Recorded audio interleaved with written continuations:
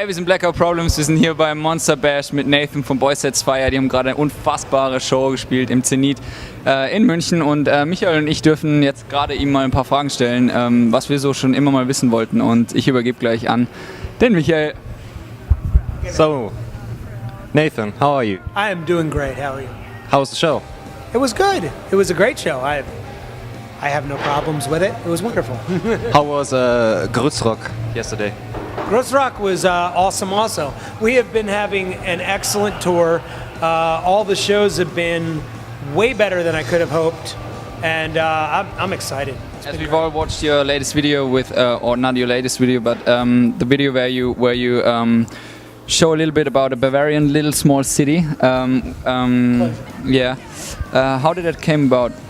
Can you? It was let's say. I mean, it was fairly simple. Like although I think I had played there before, I didn't know much about it. So, I mean, although it's wonderful that we were able to help, it was basically because our tour manager and very good friend Oizy said it was important to her, you know, and that's, as I put it before, if your friends need your help, you fucking help them, you know. So it was pretty much as easy as that. You know, everywhere has problems with these kind of things, you know, small towns where, you know, the scene is everything to the kids there, you know what I mean? And when a place like this gets torn down, it just ruins everything. So although we didn't know of the place or anything like that, we knew that a very good friend of ours had been helped out by this scene, and just on that alone, we figured it was worth doing. So. What advice would you have for young bands who are looking for a label? Get a fucking lawyer. Immediately. Don't sign anything. Don't let anybody talk you into anything unless a lawyer has looked over your shit.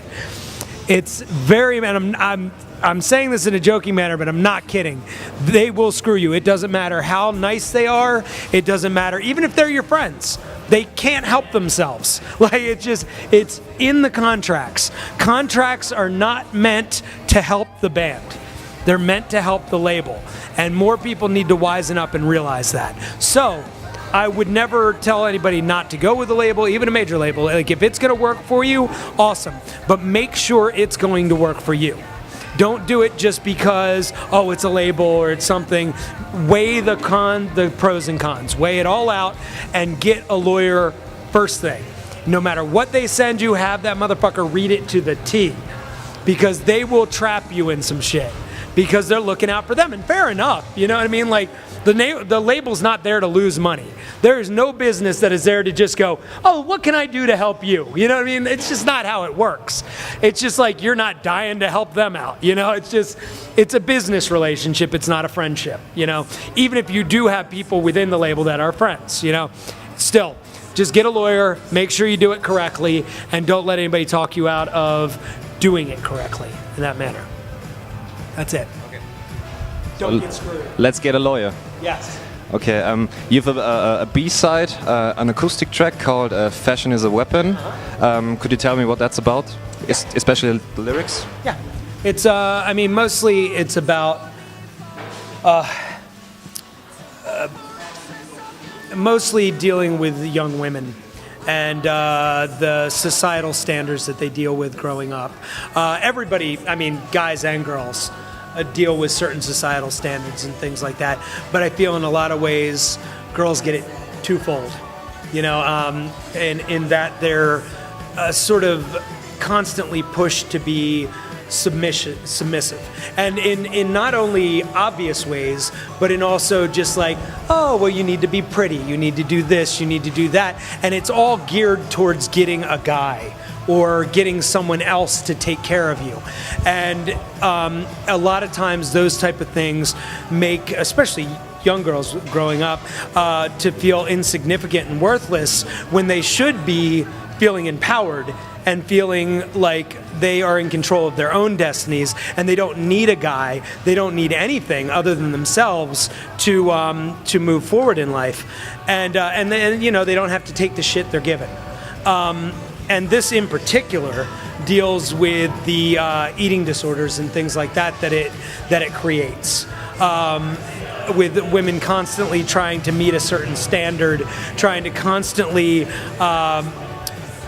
I guess even maybe subliminally, try to be good enough. You know, when in actuality they are good enough, and they can be good enough by being their own masters and their own gods and their own people. You know, so that's all.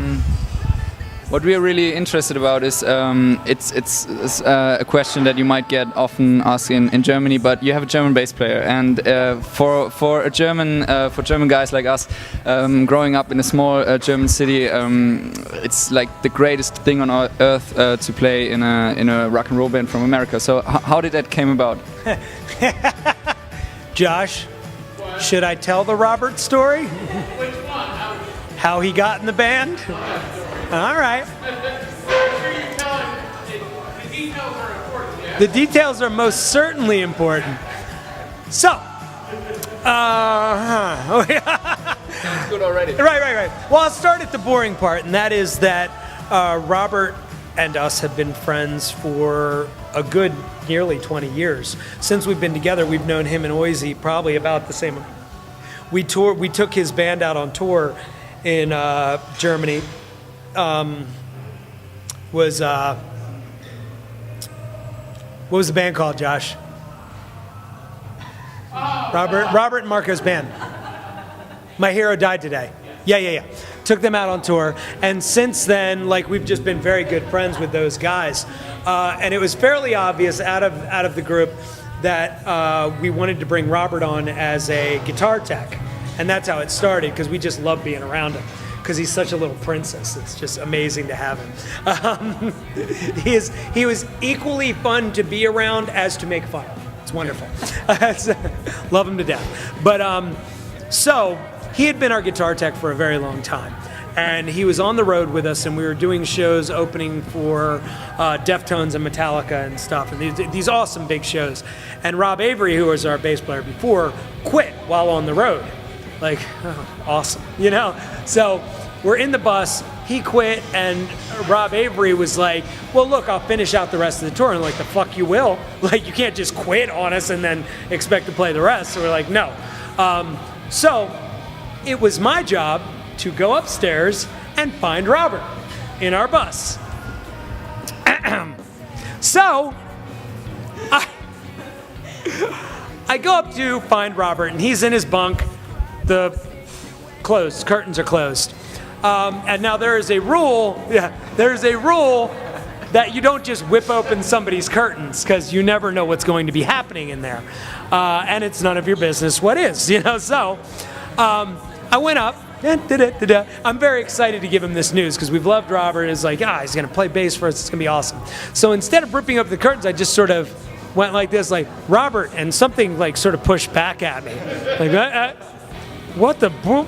And he rips open the curtain, full on hard on, like, in his hand, with a porn magazine full of big black women. Just big, bootylicious black women. Like, just straight up hard on. I'm like, and so I have to look him in the eye and go, Robert, when you have the chance, if you could come downstairs, we have something to talk to you about. Yeah. So the best is, he goes, okay, no problem. Shuts the curtain, finishes. The motherfucker finishes before he comes down. So, like, we're all waiting downstairs. Like, I tell them what's going on. All right, he's jerking off the porn upstairs. And we're like, okay, 5 minutes pass, 10 minutes pass, 20 minutes. He comes walking downstairs. We're all like, really, dude? Like, he was like, well, I was about to finish. You don't want to stop, you know. I guess it's better than him coming down with just, like, you know, sticking out of his pants. But, and that's how Robert became part of our happy little family. I'm sure he and his wife will be very happy about this story. It's hard to follow that, isn't it? What a great story. Yeah. As you mentioned, Robert, he grew up in a small Bavarian city, so did I. And I never had anything like the hardcore scene. Like no one was a vegetarian. Everyone like ate chunks of meat every day, and a band called I'm sorry, kinda. Kinda. And a band called H2O taught me like the whole thing and got me into the hardcore scene and pretty much opening my eyes. And a lot of shows with them. oh, great! How did you get in the whole hardcore scene? Was there like a certain band or?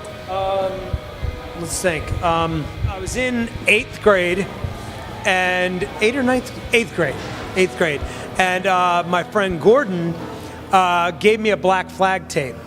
It was in my head. Okay. And I had never heard this before. I put it in. I'm like, holy shit. Like, it was just so fucking angry and just dark, and like, it just blew me away. So about maybe a couple weeks later, maybe a month, he was like, Black Flag are playing down the street at this, it was a Red Lions club, like a VFW hall. And it turned out this was their last tour. It was Black Flag's last tour in 84, 87, 86, 87, somewhere in there. Yeah, 86. And I went to that show, and I will tell you, that is not what got me into hardcore, because it scared the shit out of me. Like, I was like, it took me a while, because like, I went, and it was just people throwing bottles, and Henry Rollins with the long hair and the Manson beard, just like, ah! Like, I was terrified, out of my mind terrified. So it's funny, because most people's story, like if they like to brag about shows like that. I never brag about it, because I was like, I wish I had liked it, but it scared the shit out of me. Like, so I went home, and I was like, I am never listening to punk again. This is horrifying.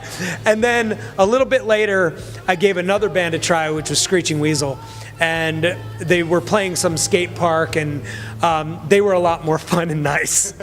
And since then, I started going to shows, started playing in bands, and just from there on, started getting new music, Bad Brains, All, Bad Religion, shit like that. And it just, from there, it progressed. So, yeah.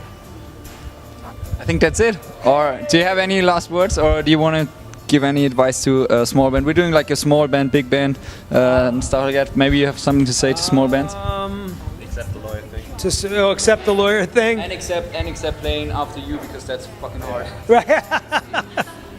My advice is always to know when to keep going and know when to stop. You know, I mean, just honestly, like, there are times when the struggle is worth it. There's times when it's not. Usually it is until you realize it isn't, you know? It's one of those things, like, I swear, like, usually my advice comes off as, well, figure it out yourself, dickhead, you know? Because that's sort of what it is, you know?